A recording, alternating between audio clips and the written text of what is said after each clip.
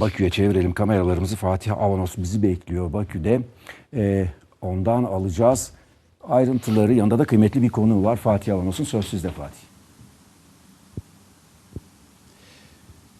Evet, 2025 Gebele Azerbaycan Türk Devletleri Teşkilatı zirvesinin etkileri, yankıları devam ediyor. Cumhurbaşkanı İlham Aliyev, Türk Devletleri Teşkilatı üyeli ülkeler arasında askeri işbirliğinin derinleştirilmesini ikinci kez bu noktada Azerbaycan'dan seslendirmişti. Bu noktada Türk devletlerine seslenmişti. Türkiye-Azerbaycan askeri ilişkilerini biliyoruz. Zaten son 15 yıldır çok ciddi bir şekilde ivmeleniyor. Türk devletleri arasında da bu işbirliğinin yansımalarını konuşacağız. Askeri ve güvenlik politikaları uzmanı Adalet Verdiyev yanımızda. Efendim yayınımıza hoş geldiniz. Cenab-ı Prezident ikidir bu noktaya dikkat çekiyor. Neden dikkat çekiyor? Türkiye-Azerbaycan askeri ilişkileri ve Türk devletleri arasında bu işbirliği nasıl olmalı sizden almak isteriz. Ətrafımızda bir çox müharibələr, münaqişələr, toqquşmalar davam edir. Təhdidlər də getdikcə artır.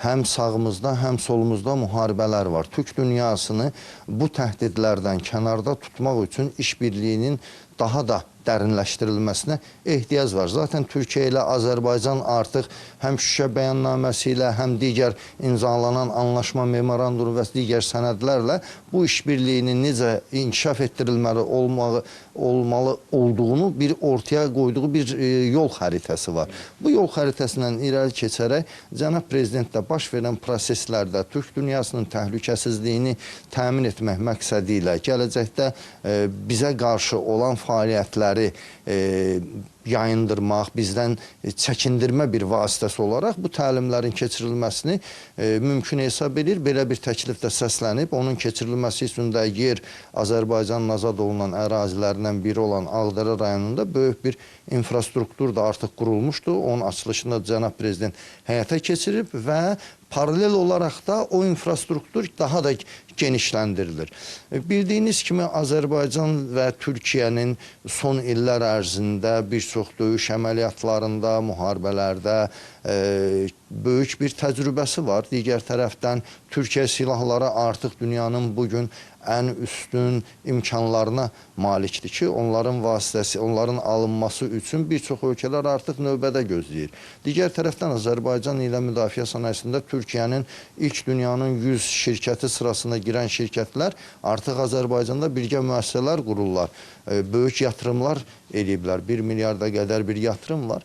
Belə olan bir halda bu təcrübəmizi biz digər dost, müttəfiq, qardaş ölkələrlə də bölüşməyi özümüzə borc bilirik. Cənab Prezident də məhz bu baxımdan birgə təlimlərin keçirilməsini nəzərdə tutur. Təbii ki, bu birlik, bərabərlik, yalnız kiməsə qarşı müharibə, döyüş əməliyyatları aparmaq, hansısa bir ölkəyə qarşı yönəlmiş bir platform olmayacaq. Bu, yalnız və yalnız Türk Dövlətlər Təşkilatının təhlükəsizliyini, hibrid təhlükələri aradan qaldırmaq, kiber təhlükəsizlik sayəsində süni intellekt vasitəsilə informasiya təzyiqləri fonunda birgə mübarizə metodlarını inkişaf etdirmək, düşmənləri bizə qarşı fəaliyyətlərdən çəkindirmək məqsədi daşıyan bir platform olacaq və belə bir platformanın yaranması yalnız və yalnız regionda həm də qlobal miqyasda təhlükəsizliyə xidmət etmiş olacaq. Efendim, çok kısa 30 saniye böyle bir işbirliği olursa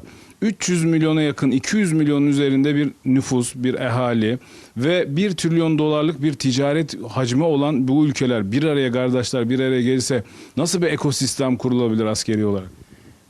Bilirsiniz, belə bir coğrafiyada yerləşirik ki, biz həm şərqə, həm qərbə yaxınıq. Dünyanın kəsişdiyi bir nöqtədəyik və üstə gəldə Zəngəzur dəhlizinin də açılması Çindən başlayaraq Orta Asiyadan, Azərbaycandan, Türkiyədən keçməklə Avropaya qədər gedəcək və çox vacib, mühüm, müstəsna əhəmiyyətə malik bir dəhlizin üzərindəyik. Məhz bu ekosistemin qurulmasında da bu dəhlizin qorunması da vacibdir. Həmin dəhlizi qorumayacaqsa onu yaratmağın bir mənası olmaz. Onu həm havadan, həm qurudan, həm